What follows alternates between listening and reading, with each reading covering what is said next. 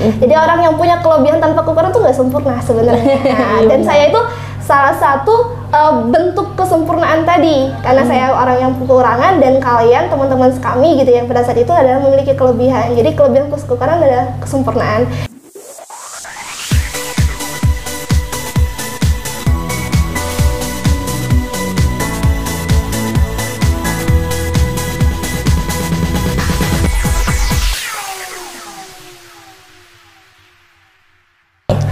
Oke, selamat pagi pemirsa Sobat Jubel. Kembali lagi di Jubel Inspiratif yang selalu menampilkan tokoh-tokoh yang menginspirasi. Bersama saya, Hanifah Aziza Rahmi sebagai Duta Literasi dan juga host yang bertugas. Dan juga selamat datang Mbak Wita. Ya. Oke, boleh perkenalkan diri dulu ke kamera? Boleh. Oke. Perkenalan nama? Oke, nama saya Diah Wita Soka. Boleh dipanggil Wita. Oke, Mbak Wita apa kabarnya nih? Baik, alhamdulillah sehat. Alhamdulillah. Nih, kita lagi ada di Yayasan Tunanetra Mandiri ya. Boleh nggak Mbak cerita sedikit dulu tentang Yayasan Tunanetra Mandiri ini? Yayasan Netra Mandiri. Oh, Netra Mandiri, Iya. makasih. Yayasan Netra Mandiri berdiri di tahun 2018 bersama beberapa anak, sebenarnya beberapa tunanetra yang memang peduli dengan keberadaan tunanetra yang masih dianggap diskriminasi di Sumatera Selatan. Nah, jadi di sini yayasan kami berdiri, ya tadi program-programnya banyak pemberdayaan, advokasi dan sosialisasi, memberikan pelayanan kepada anak disabilitas, berusaha mengadvokasi, membahasakan kebutuhan kami kepada publik dan pemerintah biar kami juga mendapatkan pendidikan yang layak, penghidupan yang layak, mungkin akses untuk bekerja dan pelayanan publik lainnya. Oke, kembali lagi ke Mbaknya nih. Kalau Mbaknya sendiri boleh nih ceritakan tentang background pendidikan Mbak dari dulu SMP kerja keras belajar huruf Braille sampai jadi lulusan kuliahan ini. Oke, perlu dijelaskan dulu kalau saya salah satu disabilitas netra juga, yang mana disabilitas netra saya pada usia 15 tahun kelas 10 SMA ya. Iya. Kelas 10 SMA, dan saya sempat merasa depresi gitu ya. Beberapa tahun lalu saya move on dan kembali ke cita-cita saya, bahwa tadi saya bilang kalau disabilitas netra bukan kesalahan kami, nah, itu takdir yang harus kami jalani. Benar.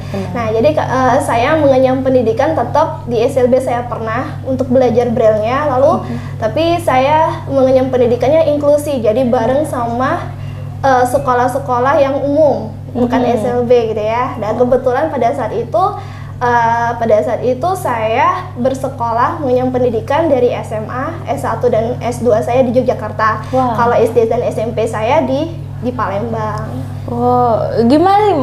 Gimana Mbak tuh masuk ke perkuliahan yang ada di Yogyakarta ini? Apakah banyak tantangan yang harus Mbak lalui di sana? Apa semuanya lalu saja mudah gitu?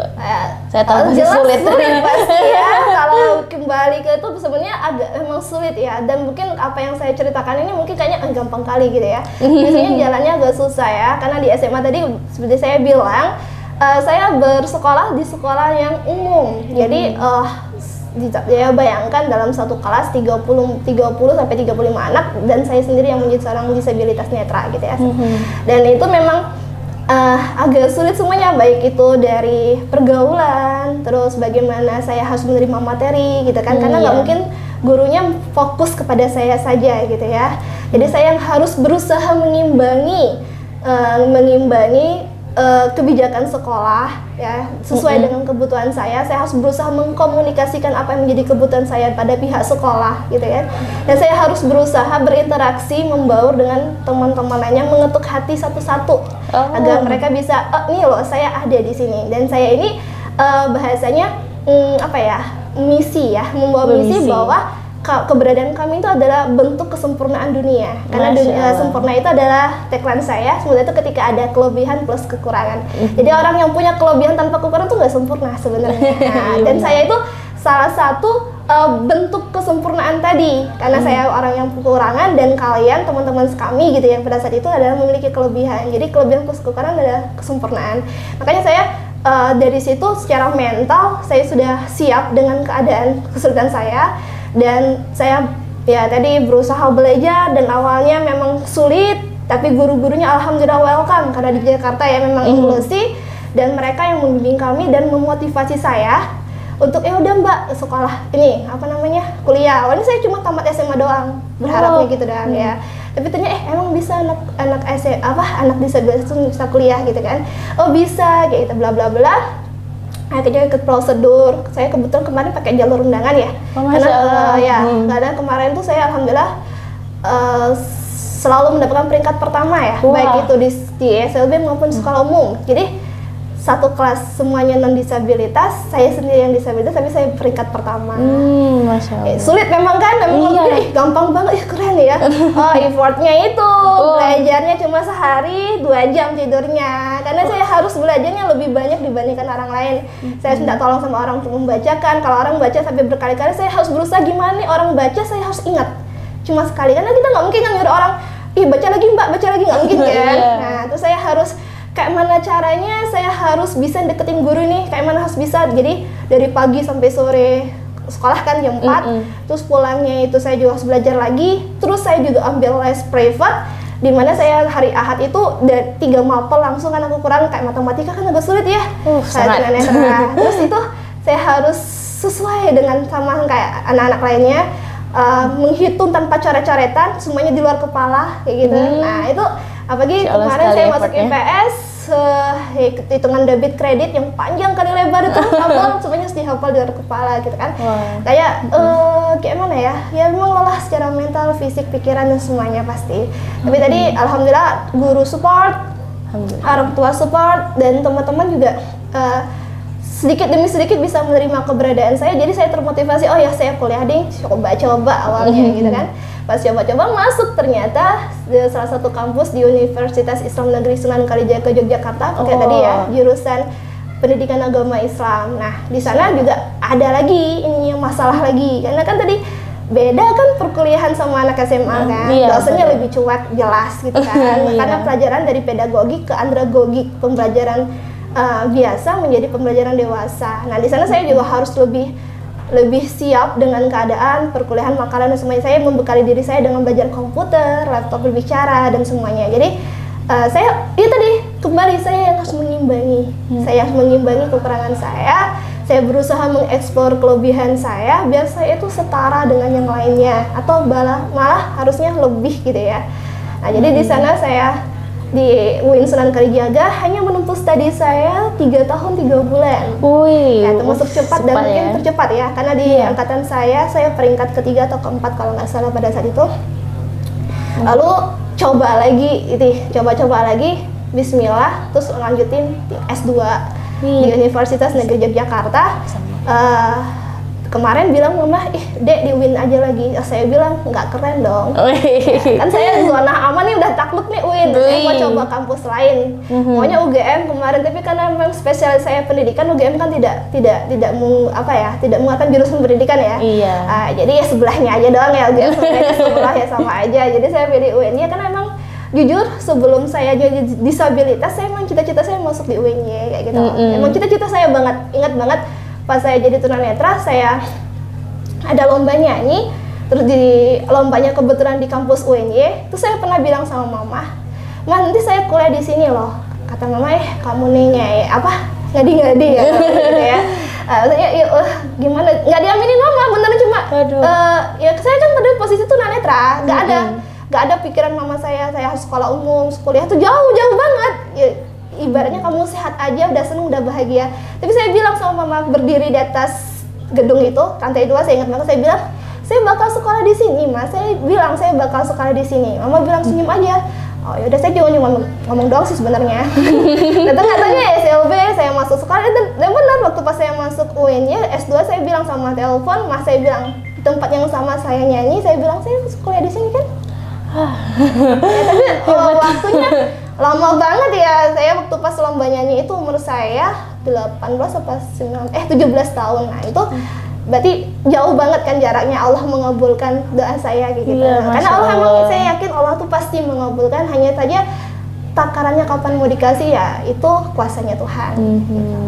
Oke, jadi siapa nih di balik perjuangan Mbak untuk kuliah di sana tuh, ada nggak selain orang yang memotivasi Mbak untuk ikut ini selain diri sendiri? Kalau memotivasi itu sebenarnya memang paling penting seseorang tuh sebenarnya motivasi itu nggak butuh dari eksternal sebenarnya, dari diri kita sendiri sebenarnya ya. Cuma pemicunya dari luar kayak gitu ya. Nah saya jujur saya pemicunya dari mama papa saya, keluarga saya sendiri gitu kan. Tapi kalau misalnya yang bahasanya mensupport dari luar, kamu harus gini loh Wita, gini-gini, saya bahasanya apa ya, kayak kucing mengobati luka sendiri. Saya tipe kali mana kalau saya nangis dan saya lebih suka sendiri, nangis sendiri, saya nggak pernah nunjukin kelemahan saya sama orang lain. Jadi saya Harus memang kuat, terbiasa memotivasi saya sendiri, dan memang pemicunya saya nggak munafik, saya emang pemicunya eksternalnya dari orang tua gitu kan, dari mama papa saya. Tapi mama papa saya itu ya paling ya klise ya, sabar ya nak, mama papa kayak gini. Tapi sebenarnya kalau mau pikir mereka nggak dalam artian memotivasi langsung kan, enggak, karena saya tahu mereka juga terluka kayak gitu loh, karena mereka juga harus mengobati diri mereka, jadi mungkin belum terbiasa untuk mengobati putri mereka gitu kan. Tapi gara-gara mereka itu saya jadi harus survive nih kan.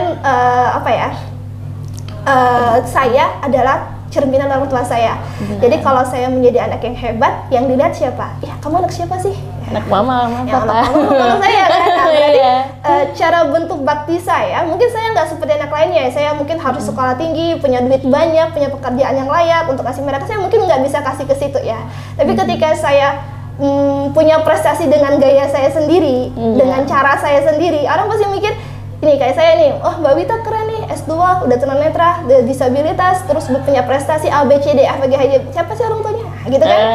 Jadi kebanggaan saya sendiri ya? Saya cuma bisa kasih itu ke orang tua saya, karena saya mikir orang tua saya ketika Allah menitipkan saya ke sama mereka, saya ini kayak piala award bagi mereka gitu. Dan saya nggak mau, saya cuma jadi piala yang cuma cuma taruh di atas lemari udah dilihat doang, enggak. Saya pengen orang tua bawa saya, baik itu di dunia maupun di akhirat, itu masa bangga, nih loh anak saya, limited edition, nggak kayak anak kalian. Nah, ketika semua anak itu bangga dengan dunianya, punya anak, lulusan ABC, lulusan terbaik dan sejenisnya, anak saya nih ya.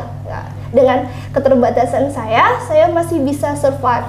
Hal yang wajar ya, kalau seorang anak lahir dari keluarga yang berada, orang tua support, duit ada, muka cantik misalnya gitu ya, terus otak cerdas tuh wajar kan, karena linier. Tapi ketika itu akan menjadi unik kalau misalnya suatu yang misalnya maaf dari orang yang tidak mampu, misalnya orang tuanya nggak support, broken home dan semuanya, dia survive dari prestasi, itu akan jadi lebih unik kan. Nah itulah saya terlahir menjadi seorang tunanetra, berperan menjadi tunanetra tuh saya merasa saya limited dan saya berbeda, dan saya nggak mungkin sama dengan kalian kayak gitu. Dan saya selalu bilang mau papa tuh hebat, karena apa, punya anak yang hebat kayak gitu aja sih. Makanya kalau dibilang motivasi ya saya lebih cenderung kayak gitu. Saya selalu ketika down saya bilang, oh saya ini hebat, saya mahal, saya spesial tuh lihat aja, martabak spesial ya semuanya masih mahal kan, pasti mahal.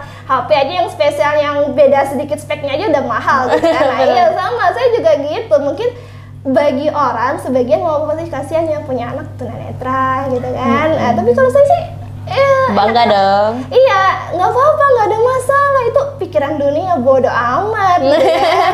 Yang penting Allah bagaimana memandang kita ya. Makanya saya selalu supportnya sebenarnya dari internal saya sendiri, tapi pemicu eksternalnya adalah orang tua saya, karena saya pengen ya ini bentuk bakti saya intinya. Orang tua saya, kakak perempuan saya, kakak ipar saya, pokoknya satu keluarga itu adalah hal yang saya harus lindungi. Kenapa? Itu harta saya. Itu harta saya nggak butuh harta yang lain, itu harta saya. Oke, dari sudah lulusan salah satu lulusan terbaik di mana tadi? UIN. Iya. Terus setelah lulus ini Mbak kerjanya jadi salah satu guru di Man 1 Banyuasin. Boleh nggak cerita sedikit tentang pengalaman mengajar di sana? Ya tadi perjuangan saya tadi SMA tuh udah susah ya, susah SMA, kuliah aja pakai KMB, konferensi meja bundar ya. Karena saya jujur saya kuliah sendiri loh. Orang tua saya di Palembang. Wah. Jadi ketika orang tua melepaskan saya, itu harus konferensi meja bundar dulu kan sama nenek kakek. Soalnya ini melepasin anak gadis yang tunanetra loh. Ya gitu kan. Kadang orang mikir orang yang normal aja nyekolahin anaknya jauh-jauh susah ya, nyesek gitu ya. Rasmi tunanetra nggak punya siapa-siapa. Saya sendirian di sana, ngekos sendiri. Jadi dari SMA malahan kan. Nah, jadi makanya dari SMA saya sebenarnya sudah susah, kuliah juga sebenarnya susah, cuma saya aja yang anggapnya bahagia ya. Nah, ketika pas pekerjaan saya pikir perjuangan saya selesai gitu ya. Ternyata setelah saya mendapatkan 2 sertifikat terbaik dari 2 kampus yang terbaik, dengan grade kota pelajar gitu kan, saya pikir saya punya bekal udah cukup gitu kan. Pulanglah gini-gini ke kota Palembang, tapi ekspektasinya Allahu Akbar gitu ya. Ya tadi kembali mereka hanya melihat dari administrasi, bagus nih, kumlot dan sejenisnya. Tapi ketika wawancara tahu saya tunanetra, mereka unexpected gitu ya. Mereka apa ya? Mereka berpikir bisa nggak sih tunanetra ngajar? Bisa nggak sih tunanetra? Iya, mereka kan nggak kenal tak sayang tadi. Mereka nggak tahu kenapa di Palembang masih minoritas kami belum dianggap kayak gitu. Sayangnya di situ kayak gitu kan, karena mereka berpikir yang disabilitas, non disabilitas itu yang mampu, yang berhak menginvestasikan pendidikan mereka, dan kami tuh enggak gitu kan. Nah, masih minim sekali ya. Benar, susah sekali tuh. Saya agak frustasi, agak kesel ya. Keselnya ini bener nggak sih salah jalan saya? Saya ini naif nggak sih? Kok kayak gini sih dunia gitu kan? Kok kayak nggak adil? Saya mikir ya sih emang dunia nggak adil, yang adil kan Allah. Mikir kayak gitu. Tapi ya berjalan terus ada tes ASN ya, tes ASN. Saya tes sekali coba loh, saya lulus alhamdulillah. Masya Allah. Langsung. Terus saya dapat SK-nya di Man 1 Banyuasin. Dan di dalam pekerjaan tadi sulit lagi. Terus kayaknya saya bakal berjuang. Kayak saya masa jujur saya agak lelah gitu. Kadang saya pengen ngopi, istirahat lah, minum dikit gitu ya kan. Tapi nggak bisa karena pas saya harus untuk setara dengan yang lain, saya harus effort terus. Ibarat orang semua tidur, saya nggak tidur, kayak gitu lah kasarnya. Jadi saya di Man 1 Banyuasin menginklusikan diri lagi, mulai mengasertifkan kebutuhan saya lagi. Saya harus menunjukkan bahwa saya mampu. Awalnya guru-guru juga merasa, bisa nggak sih ngajar ini, ngajar itu ya. Tapi akhirnya alhamdulillah guru aman. Pas ketemu siswa, subhanallah lagi. Ngajarnya gimana itu? Banyak. Iya, banyak lagi itu. Siswanya kan lagi anak SMA ya. Anak SMA yang lagi egonya level dewa. Waduh. Gitu kan. Tinggi, masa dia paling cantik, dia paling ganteng gitu kan. Ya udah, jadi saya harus berusaha ya membahasakan kebutuhan saya dengan anak-anak. Terus saya harus memenuhi kebutuhan mereka dan memberikan pelayanan pendidikan yang terbaik buat mereka kayak gitu lah. Jadi ya begitulah, memang sulit sekali. Kalau dibilang mudah nggak mungkin, jelas. Jadi selama mengajar ini pasti banyak banget ya tantangan yang sulit, tapi harus bisa dilewatin walaupun nggak mudah. Nggak ada pilihan kayaknya. Iya. Hidup saya nggak ada pilihan kayaknya. Oke, jadi ada nggak nih motivasi untuk orang-orang khususnya di Kota Palembang ataupun di SMA Mbak sendiri itu, gimana sih cara mereka agar mereka tertarik untuk tidak menganggap kalau orang yang berkebutuhan khusus tuh mereka tuh nggak sama, mereka tuh harusnya kan sama. Nah, gimana caranya mereka tuh beranggapan kalau kita tuh memang setara dan tidak ada bedanya, walaupun juga berbeda tapi yang kesempurnaannya hanya milik Allah SWT. Motivasinya nih untuk teman-teman sekalian, teman-teman semuanya gitu ya. Tadi sudah saya bilang, kami ini hadirkan kalau misalnya dunia itu adalah panggung sandiwara ya. Setiap orang dilahirkan dengan perannya masing-masing. Ada yang terlahir menjadi anak orang kaya, ada anak-anak yang ketika butuh duit 5.000 aja mereka harus effortnya satu ya. Ada yang anak orang kaya 10.000 aja buang aja gitu kan. Ada anak yang sekolah, dia punya fasilitas sekolah tapi dia nggak mau sekolah. Tapi ada yang anak yang terlahir dia butuh sekolah tapi dia harus bekerja. Ada yang anak yang lahirin kayak kami yang secara fisik kami tidak sempurna, tapi kami punya mimpi yang sama kayak gitu. Nah, jadi harusnya setiap peran tadi itulah menunjukkan bahwa Allah itu maha sempurna sebenarnya. Nah, karena ketidaksempurnaan itulah di dalam kesempurnaan gitu ya. Nah, sedangkan mereka dalam artian yang menganggap diri mereka sempurna, keberadaan kami yang tidak sempurna itu kayak sesuatu yang harus diasingkan. Padahal kami inilah pelengkap kesempurnaan mereka kayak gitu ya. Nah, saya berharap mindset sebenarnya ya. Saya nggak bisa harus mendikte mereka A, B, C, D itu enggak, karena ini harus berpikir antara hati. Ya. Kalau hatinya berbicara, insya Allah tuh semuanya tahu benar. Kami sebagai makhluk Allah tuh sama gitu lah. Sama walaupun maaf kami punya kemampuan atau tidak, tapi kan ya sama sebenarnya, tidak ada salahnya. Kami menikmati hidup seperti apa yang kalian hidup gitu ya. Benar. Tapi sayang sekali tadi seperti saya bilang, terkadang orang yang menganggap dirinya telah sempurna lupa keberadaan bahwa ketidaksempurnaan itu sebenarnya esensinya adalah kesempurnaan dia sendiri kayak gitu loh. Dia bisa sempurna kayak gini aja sih. Kamu tahu itu benar, jawaban itu salah atau benar ketika kenapa?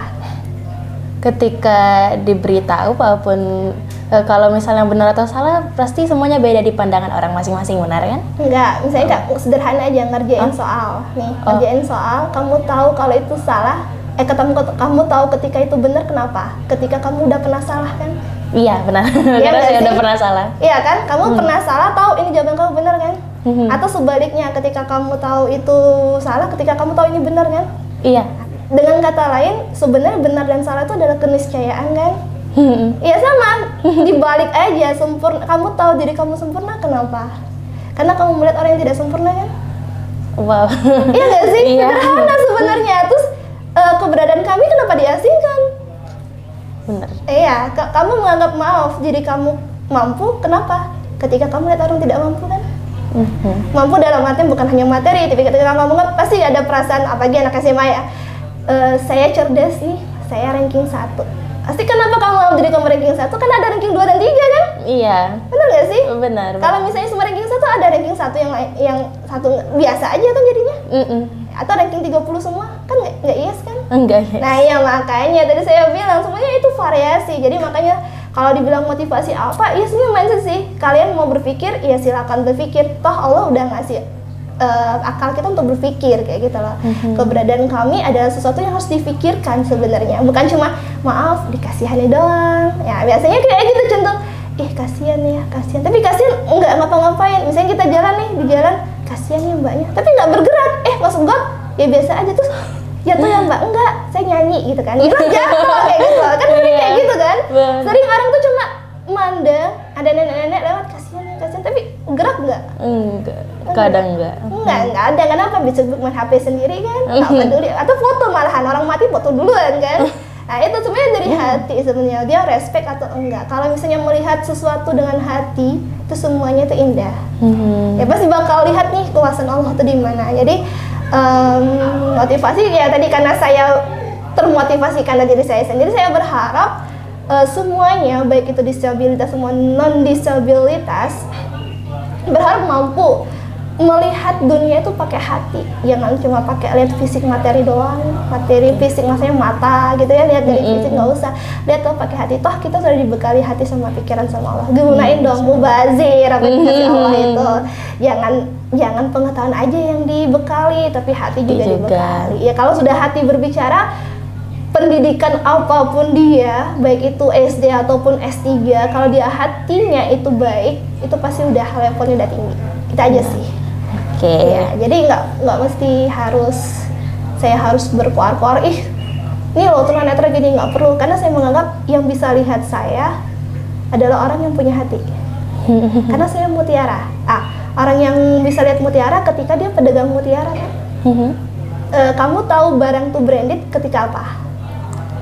Karena kamu udah pernah punya barangnya kan? Iya nggak sih? Kalau kamu nggak punya pasti nganggap pasar 16 ada, ya kan? Iya. Tapi kalau kamu pakai sepatu, baju mahal, ketika baju kamu mahal ya, kenapa? Orang tuh pasti pernah punya baju itu kan?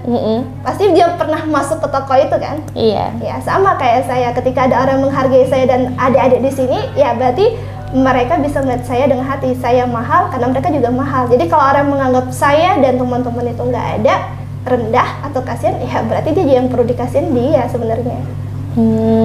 Itu aja sih. Ya kan? Sederhana hidup itu, nggak usah neko-neko, nggak usah sakit hati. Oke, jadi ada nggak sih Mbak pesan-pesan untuk teman-teman yang teman-teman tunanetra nih yang masih takut untuk belajar dan mengejar mimpi mereka karena keterbatasan tersebut? Gimana sih untuk menyemangatin mereka? Semangat, mereka semangat. ikutin Mbak gitu. Jangan, Bisa dong. lebih dari saya. Iya, maksudnya iya.